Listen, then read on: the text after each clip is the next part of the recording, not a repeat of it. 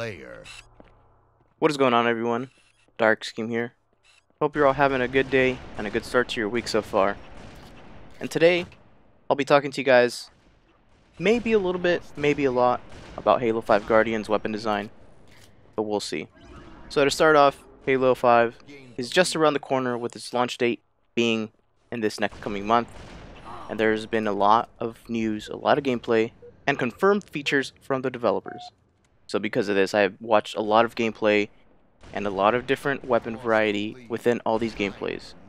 So I feel like I should have a weapon design discussion, talk about how it's different from other Halos, and how I believe it makes the game better.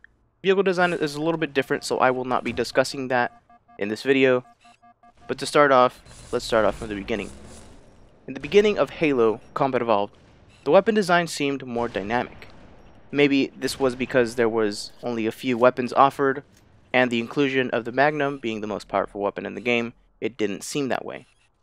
Each weapon had a different role though, and of course, the weapons kind of had their human and Covenant weapon counterparts. The Magnum had the plasma pistol, and the assault rifle had the plasma rifle. Now these weapons did work differently. The plasma pistol worked really well at taking off shields, same thing with the plasma rifle, and also a mechanic that not many people knew about, but the plasma rifle actually froze their opponents. It slowed down their movement, and people were able to catch up to their opponent and go in for a melee beatdown for the kill. Of course, there was a few weapons that stood out, the Needler being one of them, and a few other weapons that we were not yet allowed to use that we were able to see within the campaign. In Halo's entire history of weapon design, and each iteration of Halo, weapons had a few more one-to-one counterpart comparisons.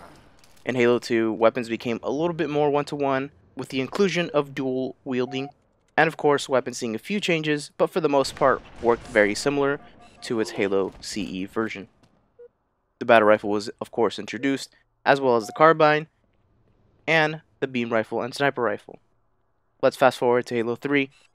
There was a few more diluted weapon designs, the first of which, the Spiker, really comes into mind. Not many people use that weapon, and it only ever saw use in unorthodox multiplayer playlists.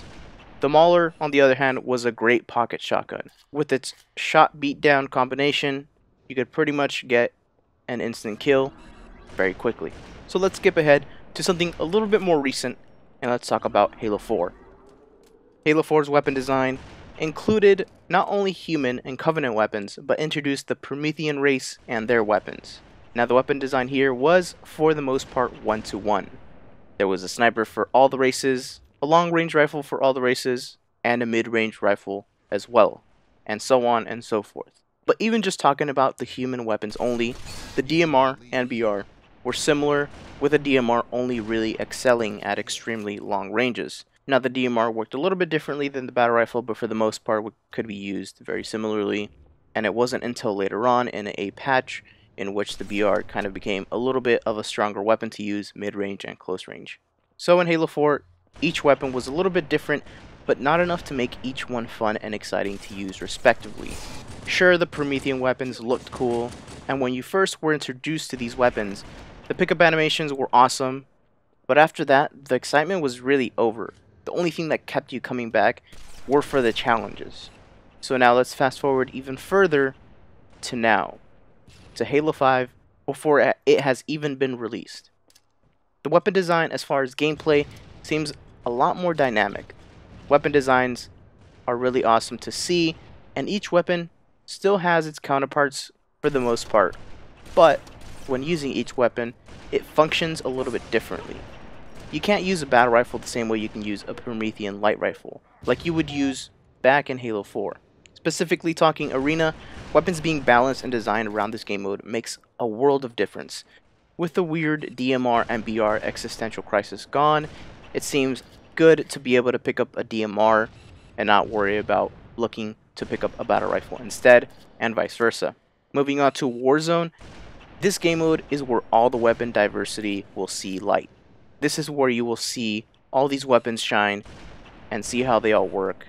There are so many weapons to use, and even variants that you can use and obtain from rec packs, that the game mode will be fun and different to play each time. Now for those worried about Warzone and the different weapon variants included, Warzone was designed to be big and dynamic, not only with the weapons, but with the experiences you encounter. Having a variety of weapons to pick and choose will most definitely lend itself to how you experience and play the game.